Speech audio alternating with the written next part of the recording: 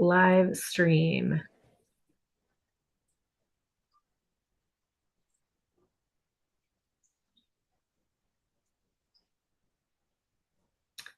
All right, we are live.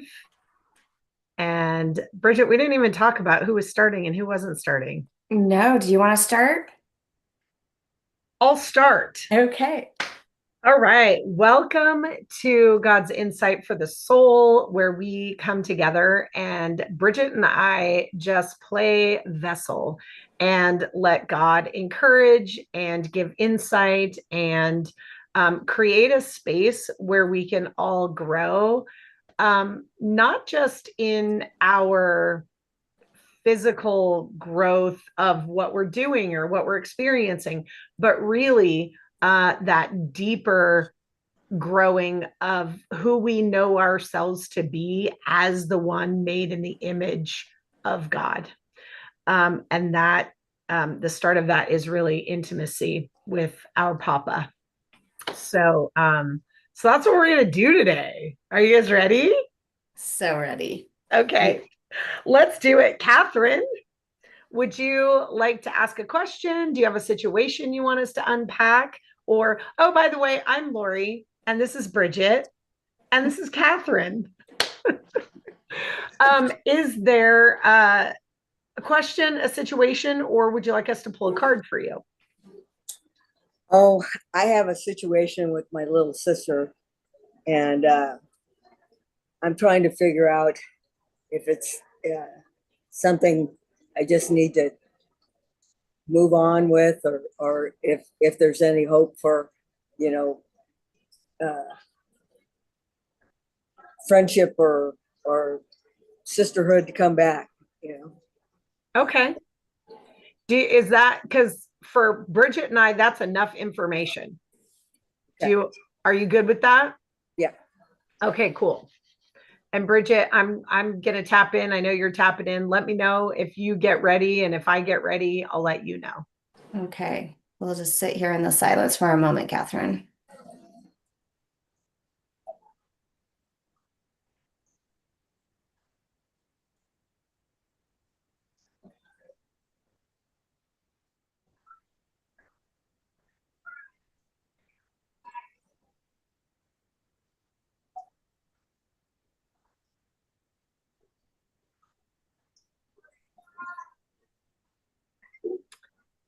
Um, I'm ready, Bridget. If Yeah, go ahead.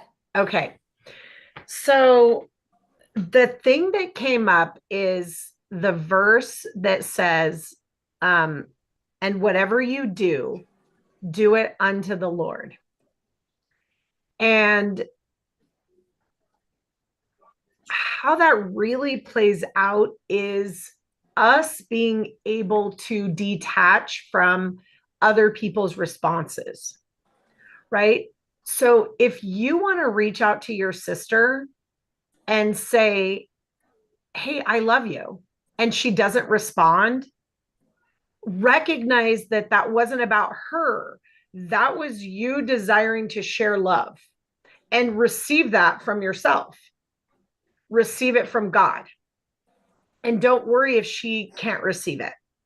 If you want to invite her out to lunch and you send her a text message and you go, hey, I'd really like to go have lunch with you, and she says no, then that's okay. If you felt like the Lord was saying, hey, go have lunch with your sister, and your sister says no, that's none of your business, because what you did was unto the Lord, right?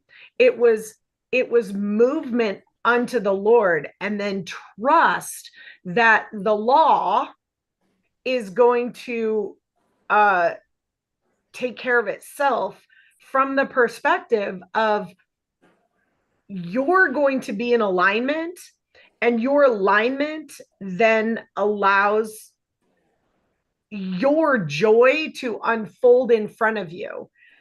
And now, whether you're friends or sistering or communicating with your sister, is actually just a bonus of you feeling whole and complete, because everything you do is unto the Lord,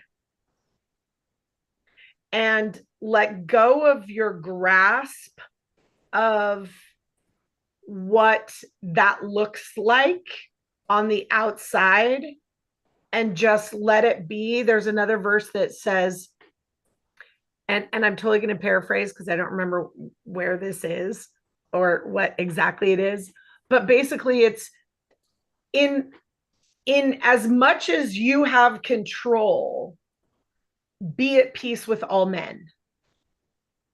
Whatever control you have, be at peace. But if they don't want to, that's not your control. Your control is, how much do I want to reach out? Where do I hold boundaries when there's an infringement?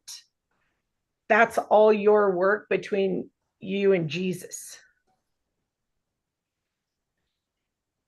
So good. I love again just doing this group work when we get similar insights for one situation.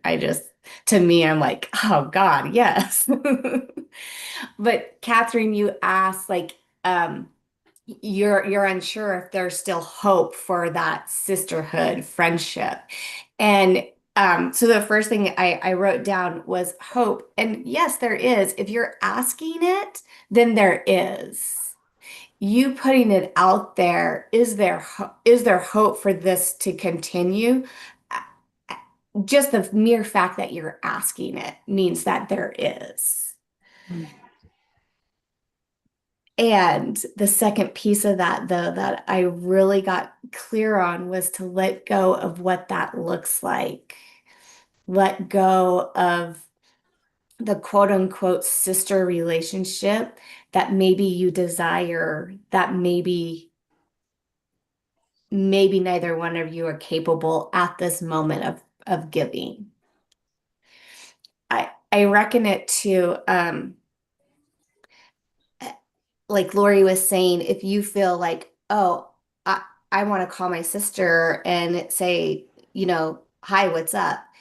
So let's say you text her. I text, hey, I love you. You don't get a response back. And then in your mind, you go, well, that little twerp.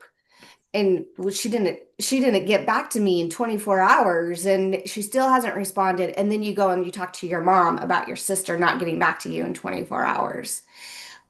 That is some of the ways that we get out of, like Lori was saying, unto God, right?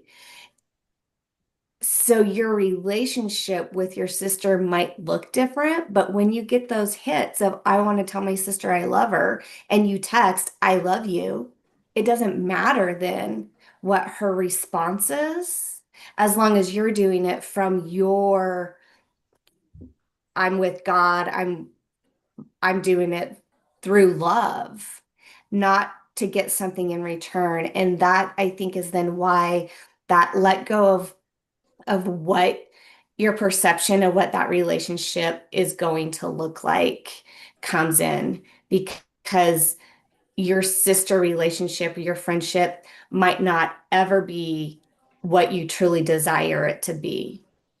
But is there a relationship there? Is there hope for a relationship there? Absolutely. Yeah. I love it. Yeah. Well, she blocked me, so I can't just text her. But yeah, I'll see if there's hope. And I told my mom's been asking to go out to lunch, and she keeps not having any availability. And I told her, Mom, please stop asking, uh, and she said, okay, I will.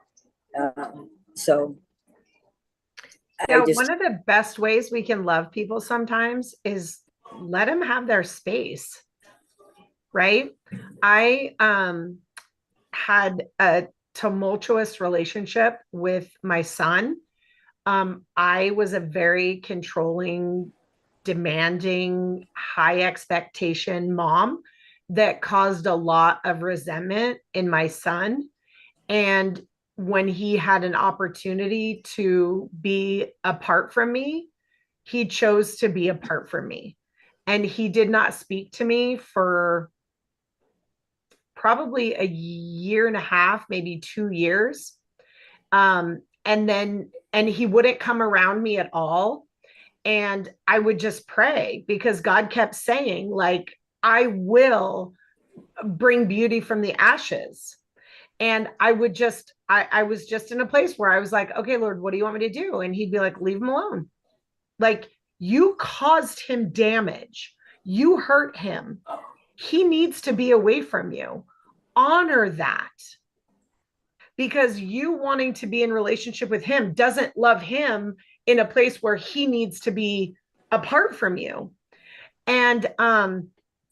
And so for all that time, I just prayed and I just was like, okay, Lord, I believe you'll restore what the locusts have eaten.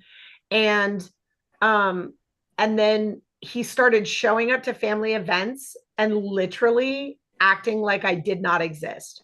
Like he would look right past me. We would be having a conversation, like the room would be having a conversation, and if I talked, he would turn his head. Like, it was brutal. He wouldn't say hello. He wouldn't, like, literally look right through me and walk past me. And then one day we were at an event and he was like, bye, Mom. And I was like, right now he works for me. And like, if you had told me, gosh, it's been 13 years now, 12 years.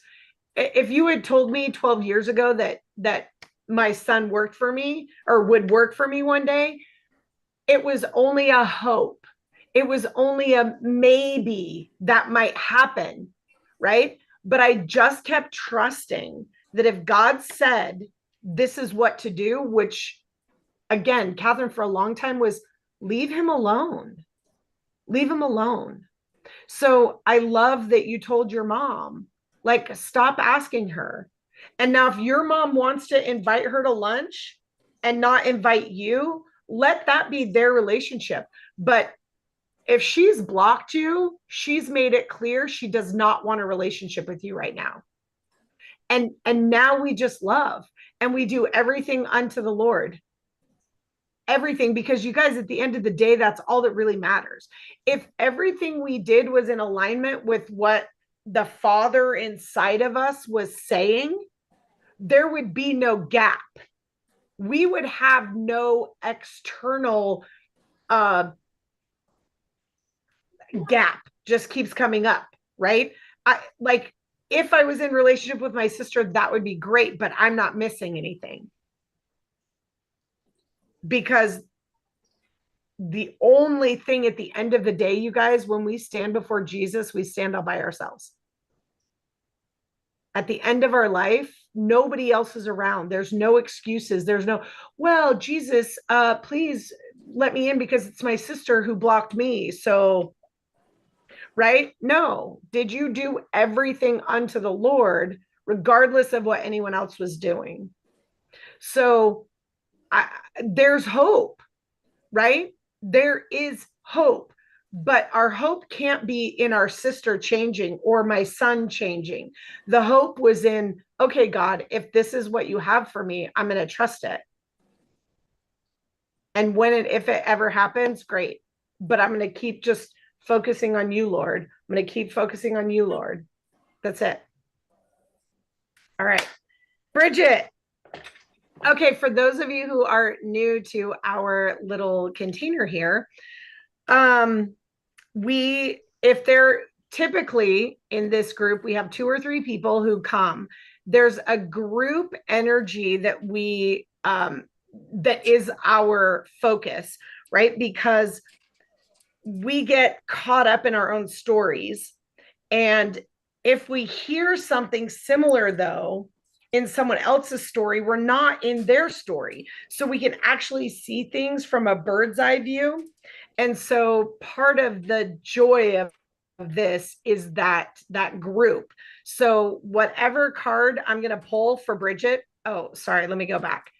We normally have 2 or 3 people, which give that ability for people to see the same thread of wisdom in someone else's story. Today it's Catherine. So then Bridget and I will pull a card and read for each other so that there is still that group environment so that Catherine can get more insight apart from her story. So, Bridget. Okay. A, B, or C? A, please.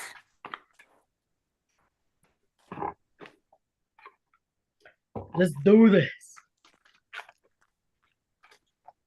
All right.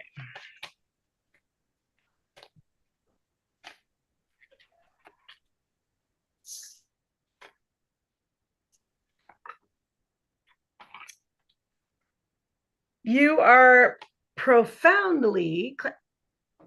Where did Catherine go? Oh. Well, this is still for Catherine. She can watch it on the replay. You are profoundly clairvoyant. Trust what you see in your mind's eye as well as with your physical sight, for your spiritual vision helps you with healing, teaching, and guidance.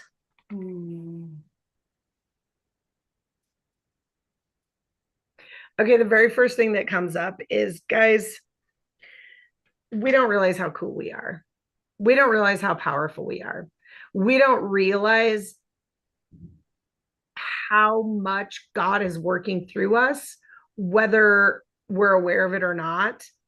But God's working through us. But if we become aware of it, it gets cooler and funner. And we get to step into our power more. And it becomes that surprise and delight that we all desire. And it's interesting because what came up even for Catherine in that is that, like, trust what you see in your mind's eye. If your mind's eye says there's hope, then trust that. Yes, we tap into our physical, but if we don't have both, we can get, it can be dysfunctional, right? But Bridget, specifically for you in just this clairvoyant aspect, is start owning how fucking cool you are.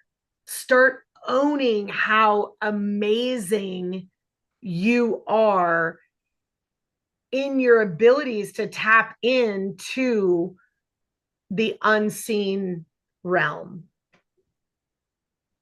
because there's so much more for you. But if we don't acknowledge what we already have, we can't experience more. Yeah. So there's a lot of fun coming your way as you start to recognize how cool you are. You're pretty cool. Yeah. Well, thank you. Yes. All right. So good. Do you have anything to say? I didn't mean to interrupt you if you wanted to. No, just yeah, it's I think they're coming from a very churched background. There's certain things about the unseen that my human isn't really supposed to experience. And so again, like you were talking with Catherine, like, do everything unto the Lord. Like, there are some really cool unseen things that God speaks through me that are just something that I get to experience. So very cool. Yes. Thank you. I love it. Okay, so I'm going to move around my decks and then you can pick my deck. Okay. A, B, or C? C. Unshakable inner peace. Ooh.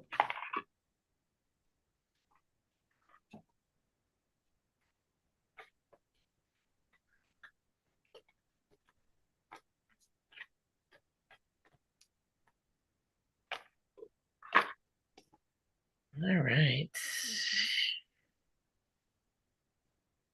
That is the card, and it says, you can make it through. Your higher self is always guiding you. What wisdom does your higher self have for you? You can make it through. Your higher self is always guiding you. What wisdom does your higher self have for you? I love this underlying theme, starting with Catherine, of that hope and trust that what is happening is for your greater and higher good, even if you don't realize it at the time. And and so yes, going back to Catherine, the story you shared about your son, even how many times in that 2 year period would it have been super easy to get pissed at God, to lose hope, to say this is even go to your son and say this is ridiculous and you're going to come to these functions and you're not going to treat me like this, right? It would be very, very, very easy to do that. And yet the trust you showed in this benevolent power we call God, that everything was orchestrated in a way that would not only bring you guys to the relationship that you have today, but it was orchestrated in a way that was for your best and highest good, as well as his best and highest good. I think that's so, and again, so beautiful. And yet all of that is in the unseen. And that trust and hope, when we do truly trust and hope in the benevolent power that we call God, everything is possible. I love it. So beautiful. I love it. And I really love what you said about that trust and that benevolent, because you're right, it comes back to that do everything unto the Lord. And if we're doing it unto a benevolent power, then it can't not turn out well. Like you were Yeah, saying, like just how all of that went together so nicely. yeah. I was having this conversation in my own head this morning, actually, about um, love and how love isn't always kisses and rainbows. Mm, And and again, like it, some might say your son not choosing not to look right through you and choosing not to speak to you, that some would say, well, that wasn't love. And yet in God's overall, how he was orchestrating everything, that was absolutely love, because it was orchestrating, it was weaving the two of you separate so that like it, yes, it that is love. Sometimes pain is love. yeah. Yeah. I Yeah. think our world today uses love. I think of like romantic comedies, and I love a good romance story. And yet we have the skewed version then of what love is. And Yeah. true love is this benevolent God who orchestrates everything, and even the things that are not, don't look and appear to be love, that they truly are. Well, and I love what you just said about how like sometimes pain is love. And let's just look at the fact that when I put my hand on a stove that has been on and the pain tells me pull my hand off. That pain was love, because if it hadn't given me pain, I would have left my hand there and it would have like burned up my whole hand. So yes, the guidance system that is love, and how we have really bastardized the understanding of what love is, and bringing it to a place that you were just describing, that if we believe in a benevolent power, then our version of not love is simply and only eating off the tree of the knowledge of good and evil and deeming something bad and wrong and not love, instead of trusting that a benevolent God that is only benevolent is doing it and using it for a greater purpose, right? Mm-hmm. What the enemy uses to destroy, God uses to uplift. Yeah. So, yeah, I love it. So good. I love it. Well, if this was fun conversation for you and you guys would love to come and let us give you some insight or pull a card or just come and commune with us, we would love to have you. In the description, there will be a calendar link. Choose a time, come join us. We'd love to have you. Yes. But until next time. Till next time. Oh, and you know what? Yes, we want to stop that, but I also want to stop streaming on YouTube. And I think that last time I was like, how do I stop streaming again? Oh, right there. No, maybe it's okay. We're gonna eventually stop, or I'll just end this whole call and then it'll end. Yes. So that's what I'm gonna do. Okay.